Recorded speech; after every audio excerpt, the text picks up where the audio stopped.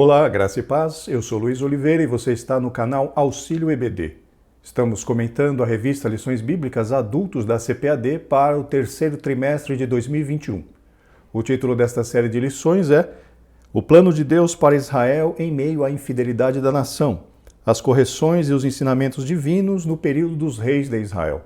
O escritor desta série de lições é o pastor Clayton Ivan Pomerening. E chegamos hoje, meus irmãos, à penúltima lição do trimestre, a lição de número 12, que tem por título O Reinado de Josias. A exemplo do que estudamos na lição passada, a lição de número 11, sobre a vida do rei Ezequias, o rei Josias também foi um rei piedoso ali no reinado em Judá. E hoje daremos uma visão geral da vida deste, que também seguiu as pisadas do rei Davi. O texto áureo da lição está no segundo livro de Reis, capítulo 22, versículo 8, e nos diz: Então disse o sumo sacerdote Ilquias ao escrivão Safã: Achei o livro da lei na casa do Senhor. E Ilquias deu o livro a Safã e ele o leu. Já a verdade prática nos ensina: nos dias de hoje, Deus ainda levanta homens e mulheres dispostos a combater a cultura da idolatria que se perpetua através das gerações. Para a leitura bíblica em classe, teremos dois textos.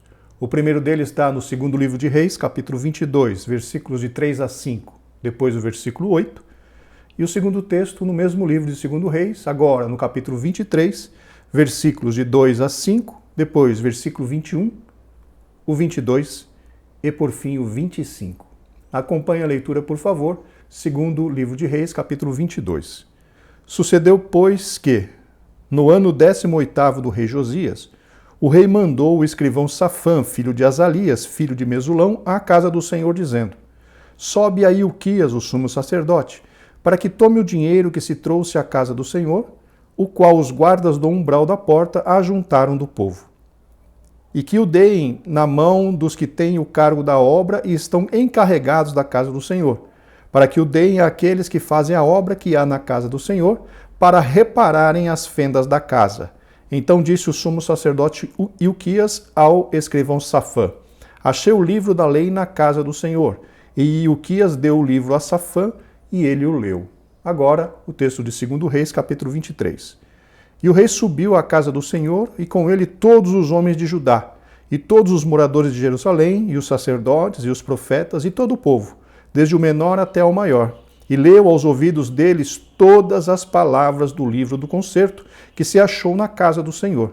E o rei se pôs em pé junto à coluna e fez o concerto perante o Senhor, para andarem com o Senhor e guardarem os seus mandamentos e os seus testemunhos e os seus estatutos com todo o coração e com toda a alma, confirmando as palavras deste concerto que estavam escritas naquele livro. E todo o povo esteve por este concerto. E o rei mandou ao sumo sacerdote Ilquias e aos sacerdotes da segunda ordem e aos guardas do umbral da porta que se tirassem do templo do Senhor todos os utensílios que se tinham feito para Baal e para o bosque e para todo o exército dos céus. E os queimou fora de Jerusalém, nos campos de Cedron, e levou as cinzas deles a Betel. Também destituiu os sacerdotes que os reis de Judá estabeleceram para incensarem sobre os altos das cidades de Judá e ao redor de Jerusalém, como também os que incensavam a Baal, ao sol e à lua, e aos mais planetas, e a todo o exército dos céus. E o rei deu ordem a todo o povo, dizendo: Celebrai a Páscoa ao Senhor, vosso Deus, como está escrito no livro do concerto. Porque nunca se celebrou tal Páscoa como esta, desde os dias dos juízes que julgaram a Israel, nem em todos os dias dos reis de Israel, nem tampouco dos reis de Judá. E antes dele não houve rei semelhante que se convertesse ao Senhor com todo o seu coração e com toda a sua alma e com todas as suas forças, conforme toda a lei de Moisés. E depois dele nunca se levantou outro tal. Como objetivo geral da lição nós temos pontuar o avivamento gerado por Josias. Já como objetivos específicos temos 3. Para o tópico 1, evidenciar o encontro de Josias com o livro da lei. Já para o tópico 2, destacar a dedicação de Josias na destruição dos ídolos. E por fim, para o tópico 3, identificar o retorno da celebração da Páscoa. Meus irmãos, como de costume, antes de nós iniciarmos o comentário da lição, gostaria de lembrá-los que, para aqueles que assim desejarem, o arquivo com as notas de aula que eu utilizei para a gravação desta videoaula está disponível para download. O link para download está aqui, logo abaixo na descrição deste vídeo. Se você está assistindo este vídeo ali pelo nosso site Estudantes da Bíblia, o link para download das notas de aula estará logo aqui abaixo deste vídeo. E se você é daqueles que assiste este vídeo pela sua Smart TV, com certeza você não terá acesso ao link para download das notas de aula. Em desejando que o seu contato seja inserido nas nossas listas de transmissão, já temos aí, por misericórdia de Deus, quase 600 irmãos cadastrados na lista de distribuição para receber o arquivo de notas de aula. Se você quer fazer parte dessas listas de transmissão, por favor, nos mande uma mensagem nesse WhatsApp que está aparecendo aqui na tela, que nós, com muita alegria, incluiremos o seu contato na lista de distribuição.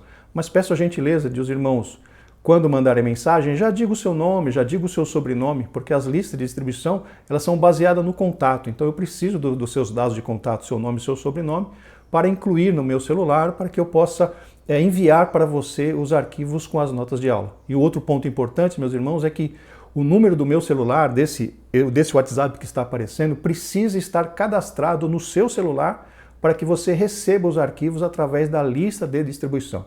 Se o meu número não tiver cadastrado no seu celular, você não vai receber, tá certo? Muito obrigado pelo seu apoio, muito obrigado por essas quase 600 pessoas que nos enviaram mensagem e hoje estão nas nossas listas de distribuição. Isso nos alegra bastante, pois os irmãos estão se utilizando do nosso material, do nosso humilde material que disponibilizamos, e isso tudo é para a glória de Deus. Nós contamos com as orações de todos vocês. Muito obrigado. Agora sim, queridos, vamos para o comentário. Introdução.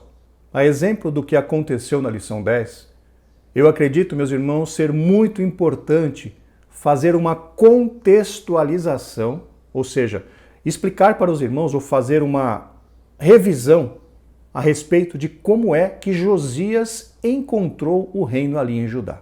A Bíblia nos diz que Manassés, que foi avô de Josias, foi um dos mais corruptos reis em Judá. E um fato interessante sobre a vida de Manassés, meus irmãos, é que ele foi filho de Ezequias, aquele rei que promoveu profundas mudanças na adoração em Judá, trazendo o povo de Judá e Jerusalém de volta à adoração ao Senhor, seu Deus. E Manassés, sendo filho de Ezequias, a Bíblia diz que ele se desviou completamente do exemplo deixado pelo seu pai. Conforme eu acabei de mencionar, Manassés foi um dos mais corruptos reis que houve em Judá. A Bíblia deixa claro que Manassés provocou profundamente a ira de Deus sobre a vida, sobre a nação do Reino do Sul, Judá e Jerusalém. Vamos ler o que está ali em 2 Reis, capítulo 21, versículos do 10 ao 15, na Almeida Revista Corrigida. Então o Senhor falou pelo ministério de seus servos, os profetas, dizendo: porquanto Manassés, rei de Judá, fez estas abominações, fazendo pior do que quanto fizeram os amorreus que antes dele foram, e até também a Judá fez pecar com os seus ídolos. Por isso, assim diz o Senhor Deus de Israel: eis que hei de trazer tal mal sobre Jerusalém e Judá, que qualquer que ouvir lhe ficarão retinindo ambas as orelhas. E estenderei sobre Jerusalém o cordel de Samaria e o prumo da casa de Acabe. E limparei Jerusalém como quem limpa a escudela, como quem limpa a escudela, a limpa e vira sobre a sua face. E desampararei o resto da minha herança, entregá-los-ei na mão dos seus inimigos, e far-se-ão roubo e despojo para todos os seus inimigos, porquanto fizeram o que era mal aos meus olhos e me provocaram a ira, desde o dia em que seus pais saíram do Egito até hoje. Então veja, meus irmãos, o ambiente que Josias encontrou ali em Judá. O seu avô, Manassés, foi um dos mais corruptos, como eu já mencionei 2 vezes.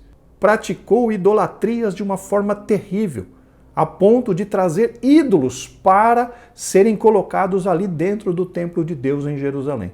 Ou seja, Deus estava sobremaneira irado com o povo de Judá e Jerusalém e já havia prometido tirá-los da sua presença. Então foi esse o ambiente espiritual que Josias encontrou ali em Judá e Jerusalém quando assumiu o reinado. Josias foi o último dos reis justos de Judá. Segundo a Bíblia Sagrada, meus irmãos, Josias foi o 19º rei em Judá, se considerado como o primeiro rei, o rei Saul. Josias foi filho de Amon e neto de Manassés, como acabamos de mencionar, sendo Manassés um dos reis piores, um dos mais corruptos em Israel, que provocou, inclusive, a rejeição de Judá e Jerusalém por parte do Senhor nosso Deus. Nunca houve um rei como ele que se voltasse para o Senhor de todo o coração. Mencionamos quando ministramos sobre Ezequias, meus irmãos, que na sua época Ezequias foi o melhor dos reis de Judá que tinha se achegado mais ao Senhor. Aqui a Bíblia nos diz que Josias foi um pouco mais longe. Josias se portou de uma forma melhor até que Ezequias, e a Bíblia mesmo diz que depois dele não houve rei semelhante a ele. E uma outra característica importante é que Josias andou nas pisadas do rei Davi. Leamos o que está ali, em 2 Reis, capítulo 22, versículo 2, na Almeida Revista e Corrigida. E fez o que era reto aos olhos do Senhor, e andou em todo o caminho de Davi seu pai, e não se apartou dele, nem para a direita, nem para a esquerda. Este grande monarca e fiel homem de Deus expurgou, ou seja, arrancou o país, do país de todas as falsas divindades ali colocadas por seus ancestrais. Meus irmãos, conforme veremos durante a ministração desta lição, Josias agiu no sentido de destruir todos os altares idólatras que havia tanto em Judá e Jerusalém, mas também no reino de Israel. Inclusive, durante o seu reinado, se cumpriu uma profecia que Deus havia usado, um profeta chamado simplesmente de homem de Deus, que ministrou uma profecia contra o altar que Jeroboão I construiu ali na cidade de Betel. Naquela ocasião, o homem de Deus foi usado para trazer uma profecia para Jeroboão, dizendo, olha, nascerá alguém por nome Josias que virá aqui e destruirá esse altar. Vamos ler essa profecia que está ali no primeiro livro de Reis, capítulo 13, versículos 1 e 2, na Almeida Revista e Corrigida. E eis que, por ordem do Senhor, um homem de Deus veio de Judá a Betel. E Jeroboão estava junto ao altar para queimar incenso. Lembrando que esse é o Jeroboão I. E clamou contra o altar com a palavra do Senhor e disse, altar, altar, assim diz o Senhor. Eis que um filho nascerá à casa de Davi, cujo nome será Josias, o qual sacrificará sobre ti os sacerdotes dos altos que queimam sobre ti incenso, e ossos de homens se queimarão sobre ti. Vejam, meus irmãos, que no reinado de Josias, muitíssimos anos depois, essa profecia se cumpriu, porque realmente Josias foi a Betel, destruiu o altar e profanou, queimando sobre ele, assando sobre este altar, ossos humanos, que naquela época isso era uma profanação muito grande a ponto daquele altar não poder ser mais utilizado. Então, a profecia que Deus usou aquele homem de Deus lá atrás para Jeroboão se cumpriu literalmente na vida ali do descendente de Davi chamado Josias. E ao saber que o livro da lei havia sido encontrado dentro do templo, iniciou em seu reino a maior e mais impactante renovação espiritual, vista entre todas as tribos de Israel. Outro ponto importante na lição, meus irmãos, é que veremos o grande impacto causado pelo conhecimento da palavra de Deus na vida de Josias. E este impacto foi tão grande que Josias se esforçou para que o povo ali em Judá e Jerusalém ouvisse a palavra de Deus que estava contida ali no livro da lei, o que causou profundas mudanças na vida daquele povo de então. Como ponto central da lição nós temos, não importa o quão distantes estamos de Deus, sempre podemos nos aproximar. O que é isso, meus irmãos?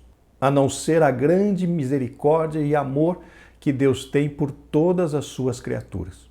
Deus sempre está disposto a nos perdoar. Deus sempre está disposto a nos receber, a receber todo aquele que se volta a Ele com o coração quebrantado e humilde.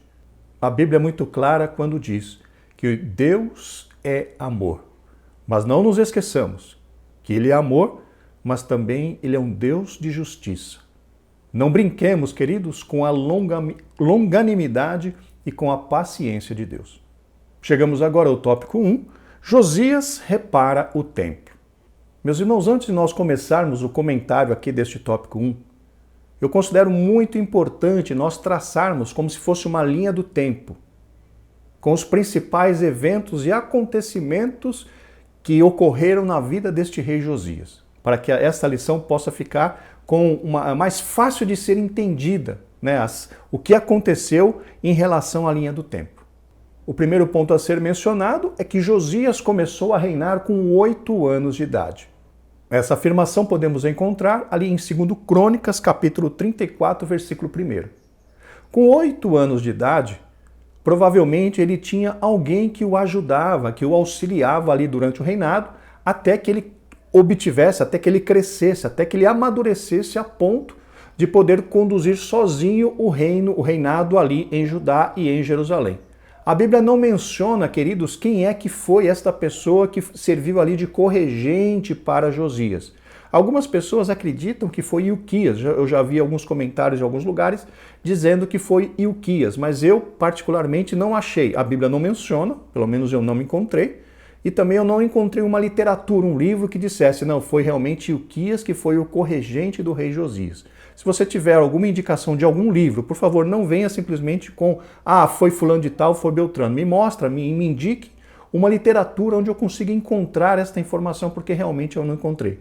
Então, até agora, eu não consigo dizer, não consigo afirmar para os irmãos quem é que foi o corregente de Josias. O certo é que, certamente, ele teve alguém que o ajudou ali durante o seu reinado, até que ele conseguisse atingir um estado mínimo de maturidade para poder reinar ali em Judá e Jerusalém de forma mais independente. O segundo fato importante foi que com 16 anos, ou seja, no 8º ano do seu reinado, a Bíblia diz que ele começou a buscar o Deus de Israel. Leamos o que está ali em 2 Crônicas, capítulo 34, versículo 3, a parte A, na Nova Versão Transformadora. No 8º ano de seu reinado, enquanto ainda era jovem, começou a buscar o Deus de seu antepassado Davi. Então vejam, ele começou a reinar com 8 anos. Com 16 anos, ou seja, quando ele estava com 16 anos de idade, ou seja, quando ele tinha 8 anos de reinado, ele começou a buscar o Deus de Davi, seu pai. Terceiro ponto, quando Josias tinha 20 anos, ele começou a executar a purificação de Jerusalém e de Judá em relação à idolatria. Leamos o que está em 2 Crônicas, capítulo 34, versículo 3, agora a parte B, também na Nova Versão Transformadora.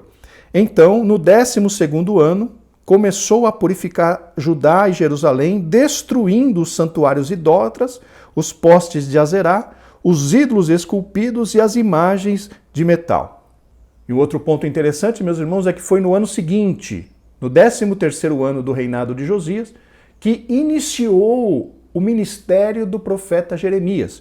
Leamos o que está ali em Jeremias, capítulo 1, versículo 2, na Nova Versão Internacional agora. A palavra do Senhor veio a ele no 13º ano do reinado de Josias, filho de Amon, rei de Judá. Então vejam, com 20 anos, Josias começou a purificar Jerusalém da idolatria, Jerusalém e Judá da idolatria. E no ano seguinte, Jeremias iniciou seu ministério profético, e foi usado tremendamente por Deus para exortar os habitantes ali de Judá e Jerusalém no sentido de se converterem ao Senhor. Vejam que interessante, nós interpretamos essa questão como sendo uma ajuda que Deus deu para Josias, no sentido de um incentivo para continuar fazendo estas reformas que ele iniciou no ano anterior. E o quarto ponto, e o último que eu gostaria de mencionar, foi que com 26 anos, ou seja, com 18 anos de reinado, foi que ele mandou o sacerdote Ilquias reparar o templo em Jerusalém. Façamos a releitura, queridos, de 2 Reis 22, 3 e 4, agora na Nova Versão Transformadora. No 18º ano de seu reinado, o rei Josias enviou Safã, secretário da corte, filho de Azalias, filho de Mesulão, ao templo do Senhor. Disse-lhe, vá ao sumo sacerdote Ilquias e peça-lhe que pese a prata que os guardas das portas recolheram do povo no templo do Senhor. Veja então que nesse mesmo ano, Ezequias iniciou, na realidade executou a segunda purificação de Judá e Jerusalém. Então nós tivemos duas purificações. Nós tivemos uma quando ele fez com 20 anos, e a segunda purificação com ele com 26 anos. Então tivemos duas purificações. de Judá e Jerusalém, e na segunda purificação, justamente essa questão de ele ir por todo Israel destruindo os altares idólatras, os locais de idolatria do povo espalhados por todo Israel. Eu considero importante, meus irmãos, nós entendermos essa linha do tempo, até para que essa lição fique clara nas nossas mentes. Porque, conforme os irmãos verão mais para frente, parece que houve uma confusão de datas por parte do comentarista. Ele faz umas ligações de uns eventos com outros, que pela cronologia, pelo que nós podemos ver nesses 4 pontos mencionados, aconteceu um pouco diferente do que o próprio comentarista mencionou durante a lição. Agora sim podemos ir para o subtópico 1. Achei o livro da lei no templo do Senhor. Com seu desejo de realizar reparos na casa do Senhor, Josias ordenou a Safã, o escrivão, e a outros assessores que fossem ao encontro do sumo sacerdote Ilquias e arrecadassem todos os possíveis recursos financeiros. Meus irmãos, conforme nós já vimos, a última menção na Bíblia a respeito de alguém reparar o templo foi justamente no reinado do rei Ezequias. E Josias estava com 26 anos de idade quando resolveu reparar ou reformar ou consertar, arrumar o templo do Senhor. E se nós fizermos algumas operações matemáticas, levando em consideração desde o reinado de Ezequias até que Josias fizesse 26 anos, se passaram, meus irmãos, 75 anos sem que houvesse nenhum tipo de reforma no templo do Senhor. A Bíblia, pelo menos, não menciona nada, então nós estamos levando isso em consideração. Como assim 75 anos? Primeiro, Manassés reinou 55 anos em Judá e Jerusalém. E Manassés foi, conforme eu já mencionei algumas vezes nessa lição, um rei totalmente ímpio e depravado e idólatra. Então, 55 anos do reinado de Manassés. Depois nós tivemos 2 anos do ministério, do reinado de Amon, 55 com 2, 57. E agora nós estamos com 18 anos do reinado do próprio Josias.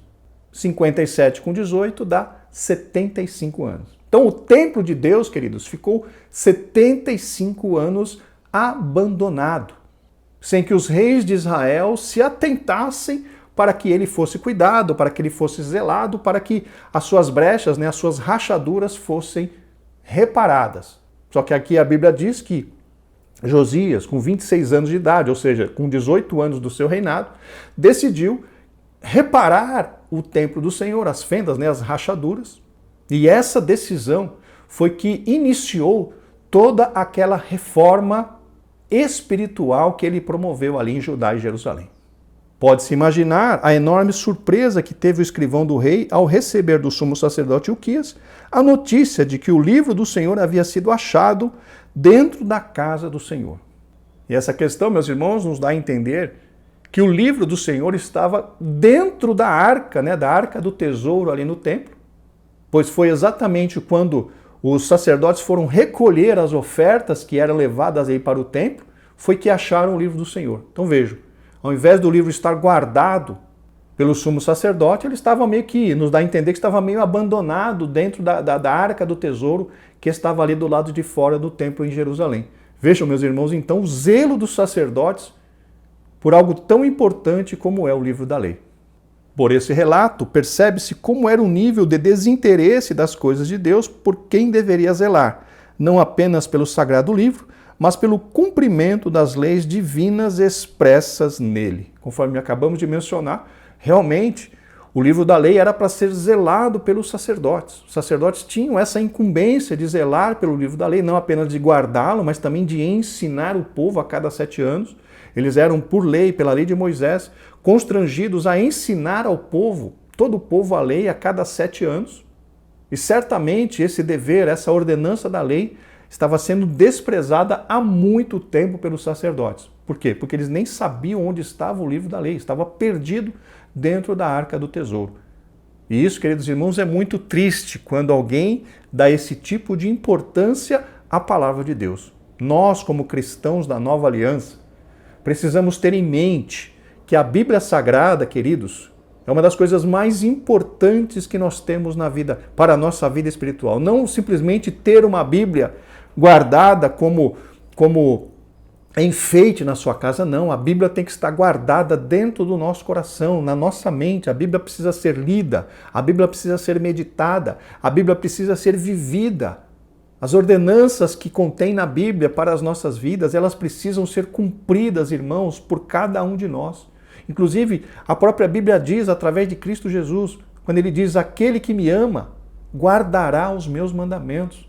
E João fala lá na sua primeira carta dizendo que aquele que guarda os mandamentos de Deus é justamente aqueles que amam a Deus.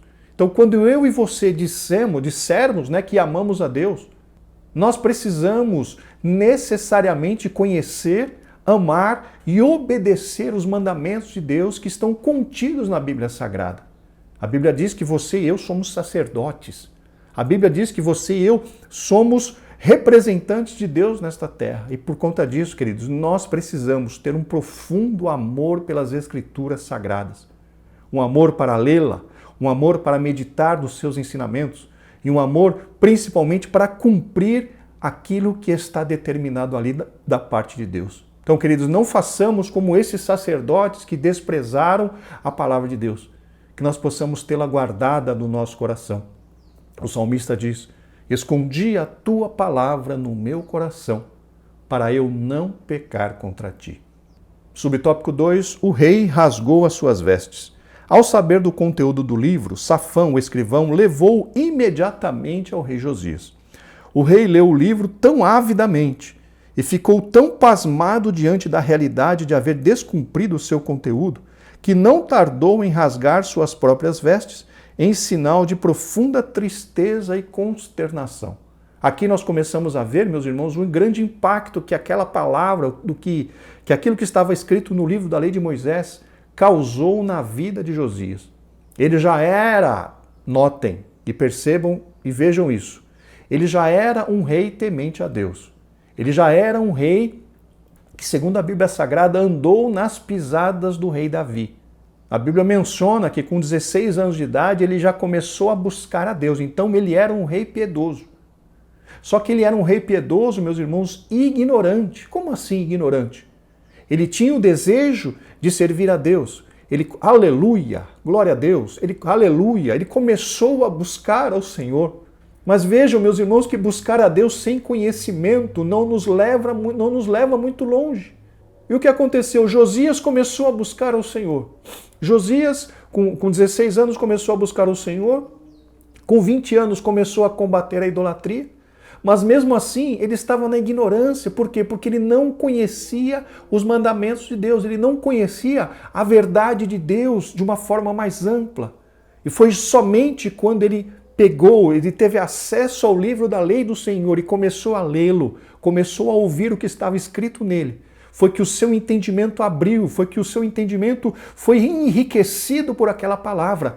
E ele conseguiu perceber, meus irmãos, o quanto ele e toda a nação de Judá e Jerusalém estavam afastados de Deus. Isso nos mostra, queridos irmãos, claramente, que o conhecimento da palavra de Deus é muitíssimo importante para todos nós. Notem que eu não estou dizendo que não precisamos orar. Notem que eu não estou dizendo que apenas o conhecimento da palavra é suficiente. Não. Eu estou dizendo que a oração é importante, sim. Eu estou afirmando para você, orar, aleluia, ter uma vida espiritual profunda, uma comunhão espiritual profunda com Deus é muitíssimo importante. Mas não pode estar divorciada, não pode estar separada, não pode estar desassociada de um estudo sistemático da palavra de Deus. Nós não podemos abrir mão, queridos, do conhecimento profundo da palavra de Deus. Precisamos ter uma vida de comunhão com Deus, uma vida de oração, uma vida de jejum, sim, uma vida assim bem profunda com Deus, mas nós não podemos abrir mão do conhecimento da palavra de Deus, e um conhecimento profundo, não apenas um conhecimento superficial. E o grande exemplo da vida de Josias foi justamente esse. Um homem que era temente a Deus, um homem que se colocou a buscar ao Senhor com 16 anos de idade, um homem que com 20 anos de idade começou a destruir os altares idólatras ali em Judá e em Jerusalém, mas lhe faltava o conhecimento da palavra de Deus, faltava a ele o conhecimento daquilo que Deus havia registrado para que o homem soubesse. Meus irmãos, muitos de nós têm errado na sua vida, porque está dando muita ênfase à parte espiritual e se esquecendo do conhecimento bíblico. Nós não podemos, meus irmãos, tirar a balança do equilíbrio. A vida do crente precisa ser equilibrada. Oração e conhecimento da palavra. Oração e estudo da palavra. Pedro diz que nós devemos crescer no quê? Na graça e no conhecimento de Deus. Na graça e no conhecimento de Deus. Nunca só graça e nunca só conhecimento. Na graça e no conhecimento, crescendo os dois. Aleluia, crescendo nos dois. E nós vemos então na vida de Josias uma lição maravilhosa para nós nesse sentido. Ele era um homem espiritual, mas faltava-lhe o conhecimento da palavra de Deus. E quando ele recebeu a palavra de Deus, ele foi impactado por essa palavra maravilhosa da parte do Senhor. E isso, meus irmãos, causou na vida de Josias um impacto tão grande que ele rasgou as suas vestes em sinal de quê? De humilhação. Rasgou as suas vestes no sinal de profundo até de desespero, porque ele conhecia o Deus de Israel. Ele conhecia o Deus a qual estava servindo. E naquele livro consta graves ameaças, graves recompensas para aqueles que desobedeciam às leis do Senhor. E ele temeu. E ele foi tirado da sua zona de conforto por causa do conhecimento da palavra de Deus. Oxalá, queridos, que essa palavra possa também, a exemplo do que aconteceu com Josias, nos tirar da nossa zona de conforto e nos mostrar que ainda temos uma grande jornada, aleluia, até nos tornarmos como Cristo Jesus, nosso Senhor. O crente está sempre em crescimento, o crente está sempre em desenvolvimento. E como disse Pedro, que eu já citei há pouco, precisamos sempre estar crescendo na graça e no conhecimento, na graça e no conhecimento, na graça e no conhecimento, para que sejamos crentes maduros e equilibrados. Louvado seja o nome do Senhor para sempre. Ao ser impactado pela mensagem do livro, Josias não se justificou em razão dos próprios pecados, como fazem os que não querem conformar suas vidas à vontade soberana de Deus. O rei não culpou a ninguém, simplesmente se humilhou, rasgando suas vestes, demonstrando a piedade do seu coração. Mais uma vez, irmãos, o comentarista menciona aqui que Josias não tentou se justificar. Queridos, é importante nós termos em mente o seguinte: Deus sabe de todas as coisas. Antes que a palavra saia da nossa boca, Deus já está sabendo o que nós vamos mencionar. Então não há como se justificar diante de Deus. Paremos de perder tempo diante de Deus tentando nos justificar. Deus conhece todas as coisas.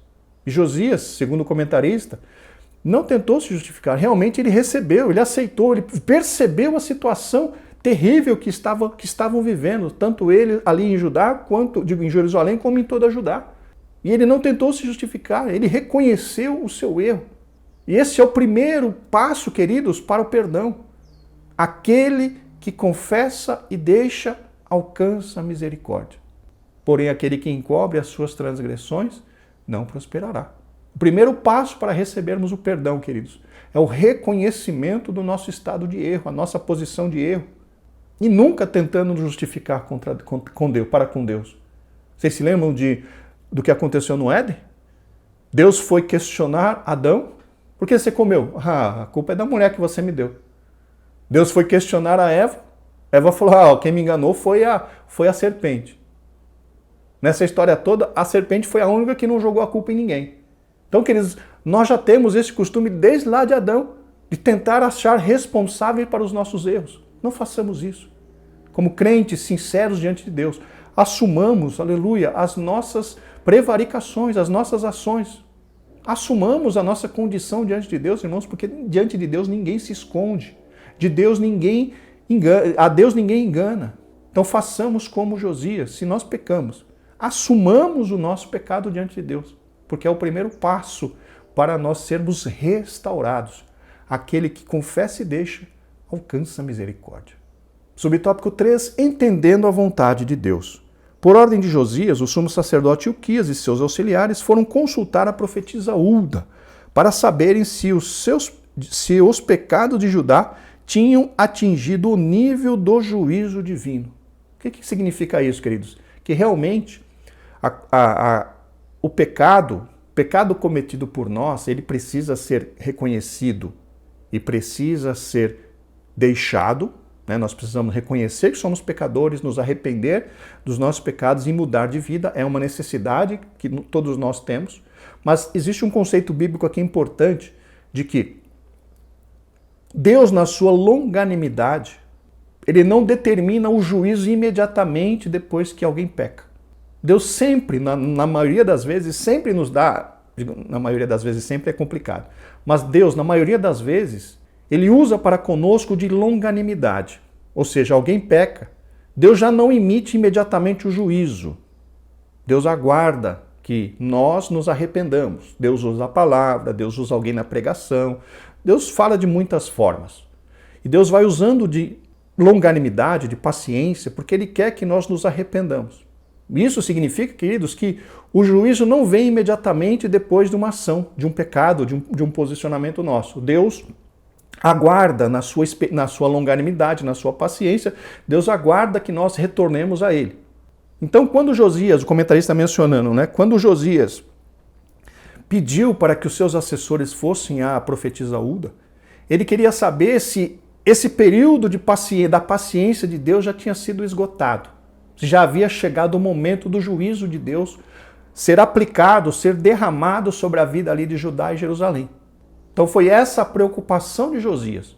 Se já havia terminado o tempo, né, da paciência, da longanimidade de Deus, e o juízo de Deus estava pronto para ser derramado sobre Judá.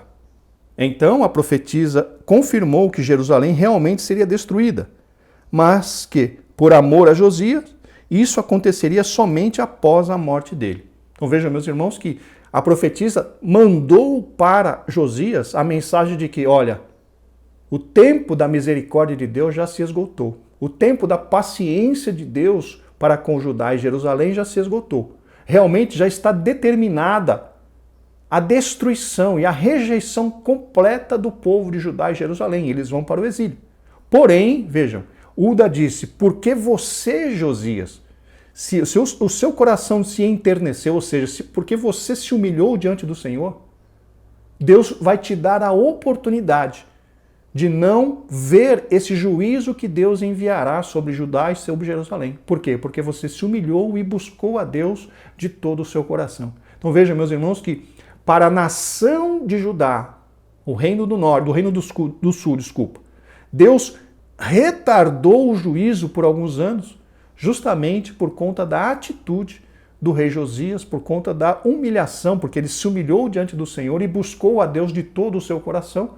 Então, Judá e Jerusalém adquiriu com isso, com a atitude do seu rei, um pouquinho mais de tempo antes que viesse sobre eles a ira e a justa retribuição de Deus por conta de todas as suas desobediências e idolatrias. Então vejam, meus irmãos, que as nossas atitudes diante de Deus têm um grande peso e uma grande força, principalmente quando buscamos ao Senhor com o coração quebrantado, com o coração arrependido, realmente interessados em mudar de vida.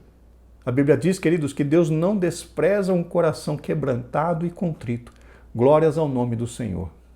Assim, Deus demonstrou que ouviu a oração do rei, embora a condenação de Judá estivesse sendo apenas adiada, conforme eu mencionei. Manassés foi um rei, queridos, conforme nós já mencionamos algumas vezes, que provocou a ira de Deus terrivelmente a ponto de Deus, por conta das atitudes dele, rejeitar completamente Judá e Jerusalém. Só que nos dias de Josias, por conta das suas atitudes, Deus adiou o derramamento desta ira e da recompensa por conta da desobediência ali, por conta dos atos de Manassés, por conta da idolatria de Manassés, por conta de tudo aquilo terrível, de todas as ações terríveis que Manassés executou ali em Jerusalém, provocando a ira do Deus de Israel. Porém, conforme mencionamos, Josias ganhou para a nação um pouquinho a mais de tempo antes que toda essa repreensão da parte de Deus fosse derramada ali sobre Jerusalém e Judá. Chegamos agora ao subtópico 2, a renovação do pacto com o Senhor. Subtópico 1, a leitura do livro diante do povo. Josias, como um líder zeloso pelo cumprimento da palavra de Deus, sabia que a reforma não teria êxito se todos não fossem envolvidos. Por isso, convocou todas as autoridades de Judá e de Jerusalém e todo o povo, do mais simples ao mais importante, para se reunirem no templo do Senhor e ouvirem a leitura da lei de Deus. Ouvindo a mensagem, o povo preparou o coração para uma nova aliança com o Senhor. Queridos, a Bíblia nos dá a entender que Josias chegou à conclusão que o problema da desobediência não estava restrito, não estava ali limitado somente aos nobres e ao pessoal ali do governo, do reinado. Josias sabia que todo o povo de Judá e Jerusalém era responsável, ou seja, eles tinham se desviado do Senhor. Começando ali pelo rei, pelos súditos, ali pelos nobres e pelos governantes de Jerusalém e de Judá.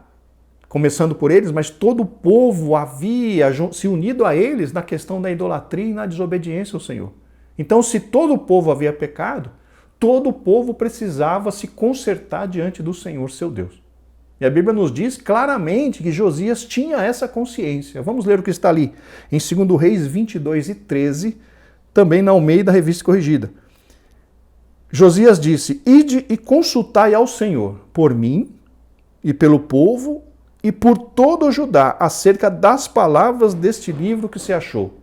Então vejam, meus irmãos, que Josias tinha consciência, porque ele mandou consultar por ele, pelo povo e por todo o Judá. Ele tinha consciência de que todo o povo havia pecado, e não apenas os reis e os nobres e aquelas pessoas que participavam ali da direção, né, dos mais importantes ali em Judá e Jerusalém. Ele tinha consciência que todos haviam pecado e por conta disso todos precisavam se consertar diante de Deus. O verdadeiro avivamento começa com a escuta da palavra de Deus. Quando a Bíblia passa a ser ouvida com seriedade, o coração é quebrantado, a nossa vida é avivada e o Espírito Santo faz morada. O avivamento por meio da palavra é duradouro. Queridos, na concepção mais moderna, o avivamento acontece quando o Espírito Santo é derramado sobre a vida de algumas pessoas, de uma comunidade, enfim. O avivamento, para o nosso entendimento hoje, começa, ou ele é manifestado com o derramamento do Espírito Santo, como aconteceu ali na Rua Azusa, em 1905. Só que nós não podemos, irmãos, desprezar uma questão importante.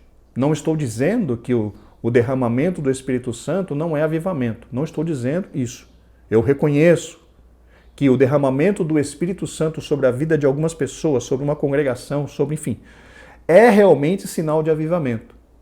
Porém, queridos, nós não podemos desprezar o fato de que o retorno do povo à obediência da palavra de Deus também significa um avivamento. E o que aconteceu ali com Josias foi justamente esse. Não foi o avivamento do derramamento do Espírito, mas foi o avivamento do retorno à obediência e à reverência à palavra de Deus. Isso também é um avivamento porque isso causa nas nossas vidas uma transformação muito grande. Quando nós nos voltamos para a palavra de Deus, quando nós passamos a considerar a palavra de Deus algo de suma importância nas nossas vidas, nós somos transformados, queridos, por isso.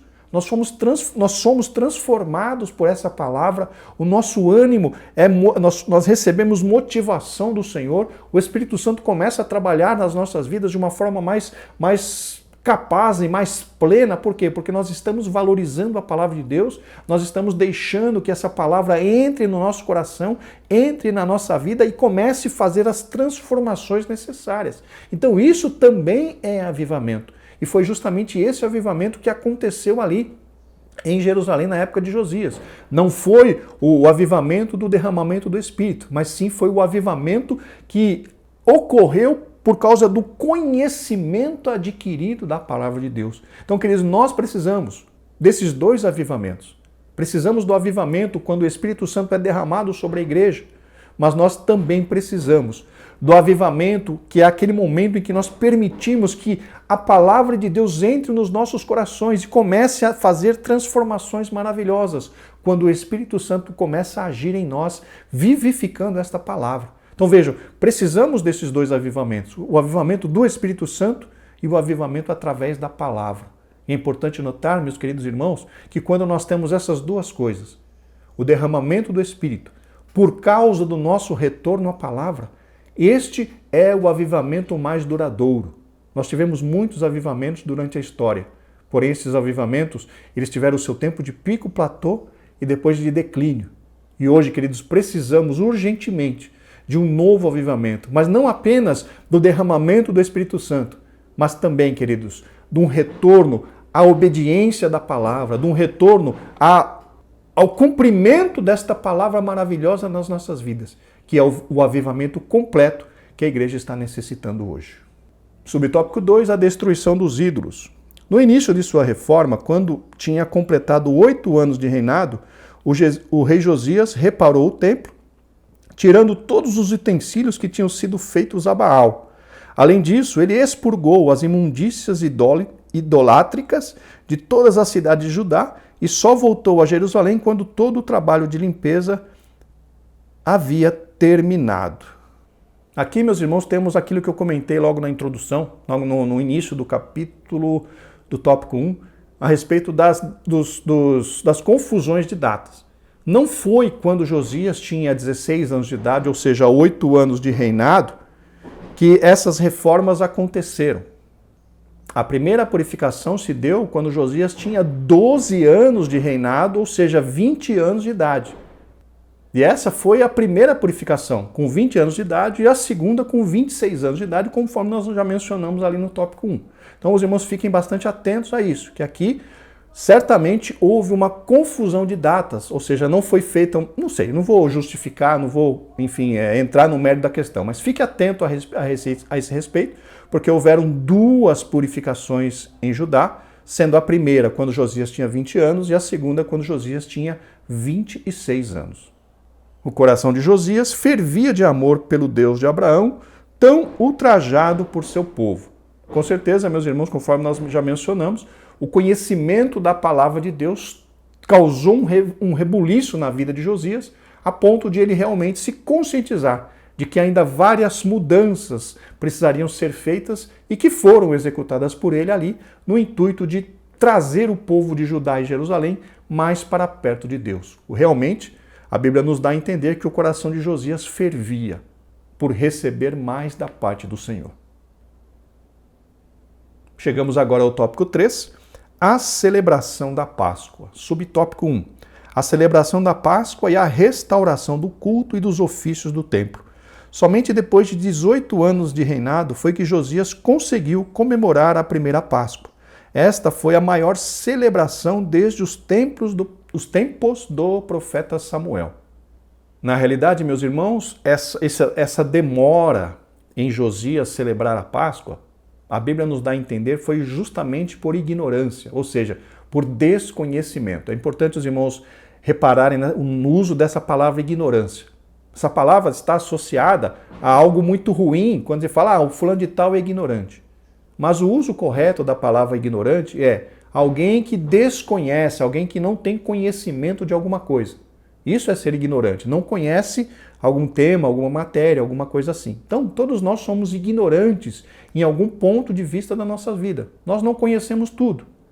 Algumas pessoas são bons, por exemplo, nas matérias de humanas, língua portuguesa, essas coisas todas. Outras pessoas já são melhores na parte de exatas, na matemática, a física.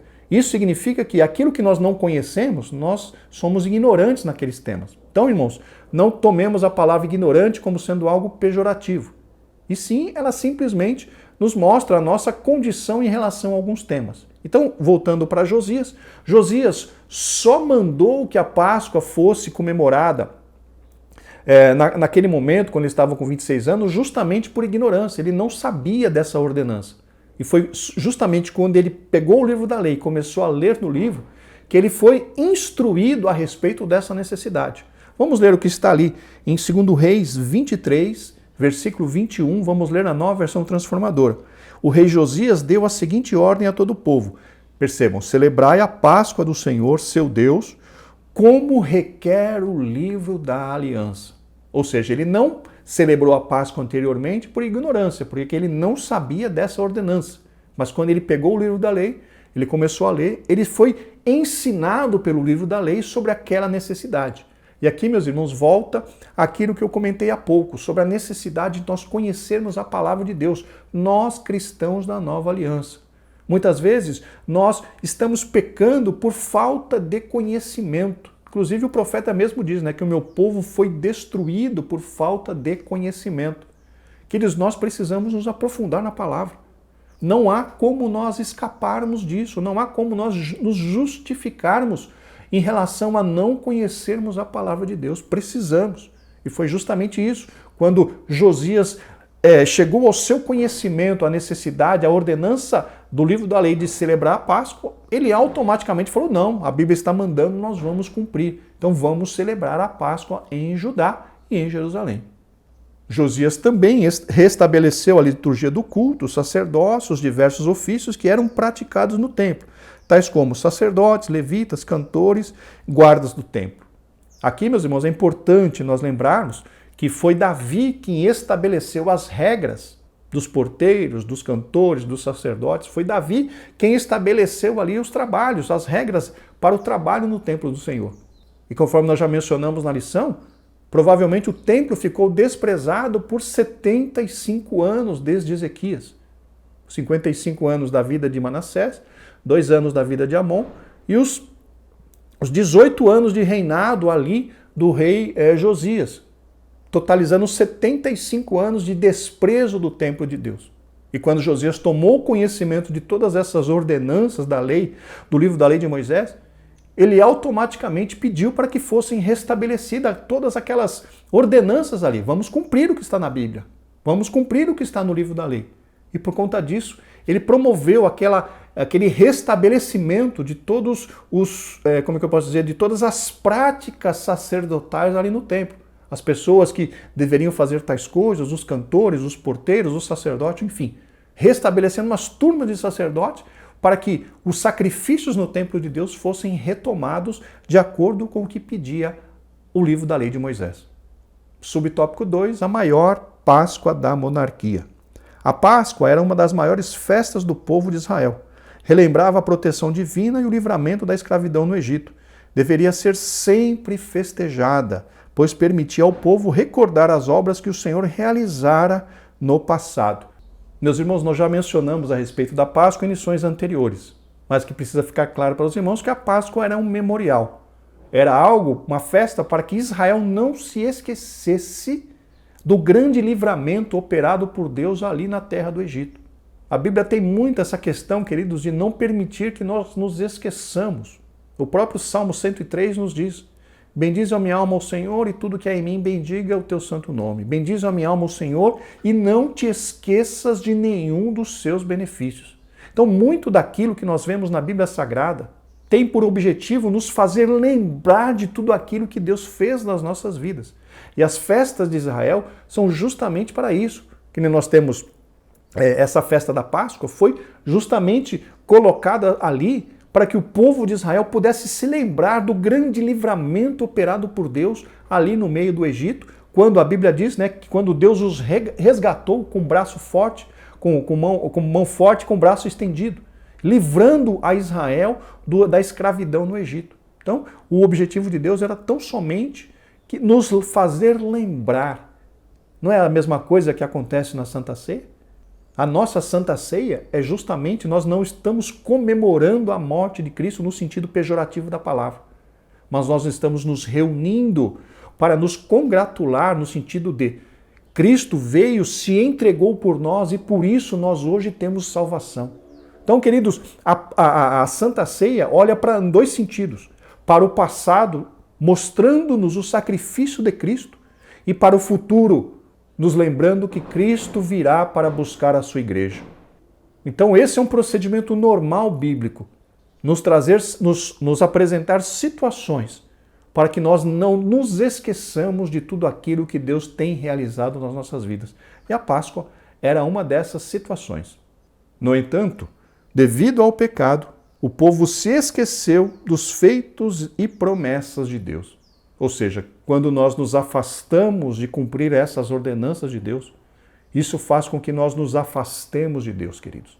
Quando nós nos afastamos, nós deixamos de meditar na palavra, nós nos afastamos de Deus. Quando nós deixamos de orar, nós nos afastamos de Deus. Quando nós nos deixamos de praticar a justiça, nós nos afastamos de Deus. Então nós precisamos estar, queridos, engajados nessas questões nessas atitudes cristãs, nessas ordenanças, participando da Santa Ceia, não deixando de orar, não deixando de meditar na palavra de Deus, que são práticas cristãs que nos aproximam de Deus. Todas as vezes que nós negligenciamos essas práticas, nós estamos, infelizmente, nos afastando gradualmente da presença do Deus Todo-Poderoso. Que isso sirva, irmãos, de alerta para nós. Não podemos deixar de orar.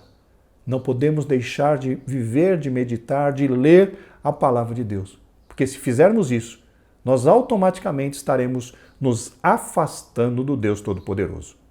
Após achar o livro da lei do Senhor, derrubar os altares a deuses pagãos e destituir os sacerdotes que realizavam tais abominações, Josias deu ordem para que o povo retornasse à celebração da Páscoa do Senhor. Ele realizou o maior festejo do seu tempo. Nunca houvera Páscoa tão fervorosa. Então, o que nós vemos, meus irmãos, que Josias foi o último dos reis piedosos ali de Judá, antes do cativeiro na Babilônia. E ali, durante o seu reinado, aconteceu uma das maiores festas de Páscoa, né? Desde o tempo dos juízes. Então vejam que Deus, quando nós nos colocamos diante dele, com o coração quebrantado, arrependido, dispostos a mudar de vida, Deus tem poder, queridos, para transformar completamente as nossas vidas.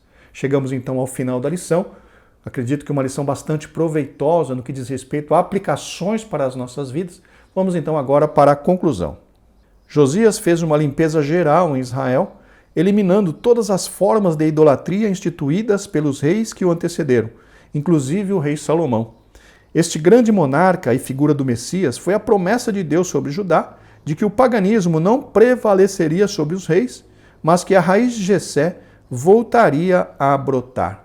Aqui, queridos, precisamos só tomar um pouco de cuidado, porque Deus preservou a raiz de Jessé, mas logo após o rei Josias, já houve aquela grande questão da deportação dos judeus ali para a Babilônia. E houve um outro ponto importante, queridos, que quando nós estudamos o livro do profeta Jeremias, nós vemos ainda que demorou bastante tempo para que a idolatria fosse arrancada do coração dos judeus.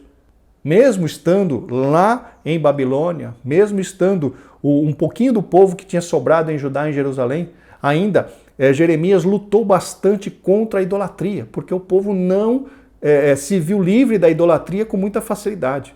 Foi depois de muito tempo que eles se permitiram, não posso dizer que eles se permitiram, mas foi depois de muito tempo no exílio, que realmente eles se conscientizaram de que o único Deus verdadeiro a ser adorado era o Deus de Israel. Foi muito depois de que eles foram levados para lá, que realmente a idolatria foi arrancada de dentro dos seus corações e eles passaram a adorar apenas o único Deus. Então vejam que nós não podemos ser muito românticos nessa história toda, nós temos que ser bastante bíblicos, né? Olhar realmente para a história bíblica, fazer as correlações, que não é fácil, não digo que é fácil, não é fácil fazer essas correlações, mas isso faz parte do nosso amadurecimento na palavra de Deus. Muito obrigado pela sua companhia, pelo seu apoio, pela sua oração. E se Deus quiser, nós estaremos na próxima semana de volta para comentar a última lição do trimestre, a lição de número 13. Uma ótima semana, graça e paz.